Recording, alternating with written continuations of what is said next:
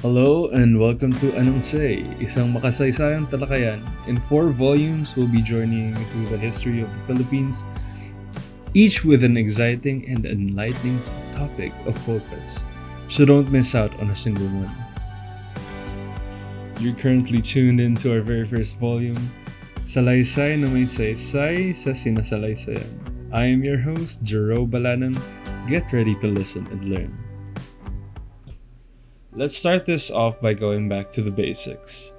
Ngayong araw, babalik tayo sa usaping kasaysayan mismo at susubukan nating sagutin ang mga katanungan tulad ng paano magagamit ang kaalaman at kasanayang pangkasaysayan at interdisiplinaryo sa pagsusuri at pagpapanukala ng solusyon sa mga suliranin at isyong panlipunan na may implikasyon sa pagkabansa sa kasalukuyan.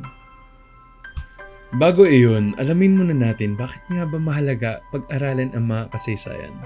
We all know by now that history is the study of past significant events.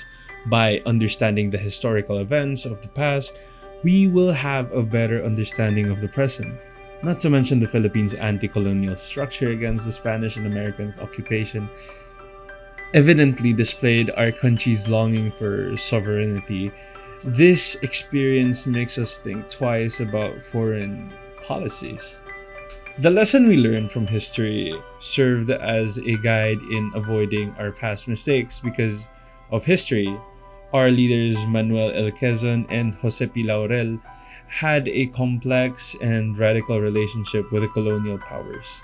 In fact, one of Quezon's famous lines was, open quote, "I would rather have a government run like hell by Filipinos than a government run like heaven by Americans." End quote. As the saying goes, those who cannot remember the past are condemned to repeat it. Speaking of which, does history really repeat itself? Well, maybe not, but it sure can rhyme. For instance, the Philippines' historical cycle of colonization, revolution, and freedom is an example that exhibits the pattern that might seem like history is repeating itself, but anticipating these patterns from our history, we are enabled to make better decisions towards the future. Dumako naman tayo ngayon sa debate na tungkol sa history versus chismis. In today's digital age, having the ability to discern and distinguish between the fact and misinformation is more critical than ever. Much information is scattered online, available and publicized by everyone without proper research and verification. When it comes to writing history, it is not just about telling a story, it's about narrating. It's based on verified facts that underwent a disciplined approach that is rooted in social sciences and science itself. Dito na papasok ang kahalagaan ng primary at secondary sources. When we are talking about primary sources, these are the original documents produced during the time it was being studied. An example of this would be Jose Rizal's diary, which he himself wrote back from January 1, 1883. From this diary, Jose Rizal documented, "Night. I don't know what vague melancholy, an indefinable loneliness, smothers my soul. It is similar to the profound sadness that cities manifest after tumultuous rejoicing to a city after the happiest celebration. 2 nights ago, that is, 30th December, I had a frightful nightmare when I almost died. I dreamt that imitating an actor dying on the stage. I felt vividly that my breath was failing and I was rapidly losing my strength. Then my vision became dim and dense. Darkness enveloped me. They were pangs of the death." From this entry alone, the power of primary sources was showcased based on what Rizal wrote in his diary. We now know that he had a premonition to the exact scenario of how he would die. This proved that primary sources can provide an unfiltered yet invaluable first-hand information of what happened in the past. However, as first-hand information, this form of sources are often biased or incomplete. This is why secondary sources exist. These types of sources are crucial in providing interpretations and analysis of the primary source. It provides a context that would supplementarily fit in with the primary source, which allows researchers to have a clearer view and understanding of what happened.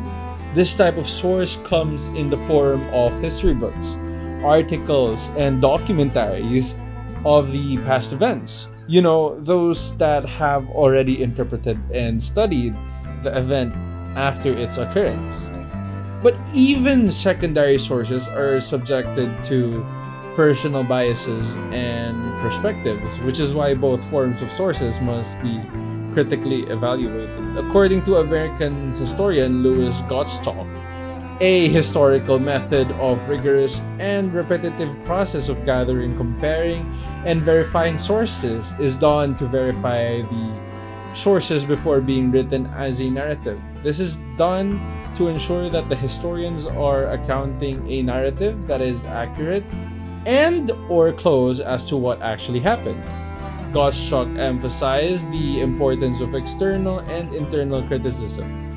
External criticism involves examining the authenticity of the sources obtained. This criticism includes analysis and the handwriting and material used, examination of the document's physical characteristics, tracing the ownership, making use of the available technology like carbon dating. Internal criticism, on the other hand, focuses more on the contents of the source, meaning it's one responsible for analyzing the reliability and credibility of the information. It includes a contextual analysis of evaluation of the context, assessment of the language being used, and checking of materials and references fit with the historical context it is presumed to be in. By applying the historical methodology, we can ensure that we truly possess information and understanding that is based on well-researched facts rather than mere chismes. Indeed, history is more than the study of the past. It is about time we apply those lessons to build a better future. Salamat sa inyong pakikisama sa Salaysay na may saysay sa Sinasalaysayan. We hope you guys were able to find our discussion insightful and meaningful. Until next time, bye-bye.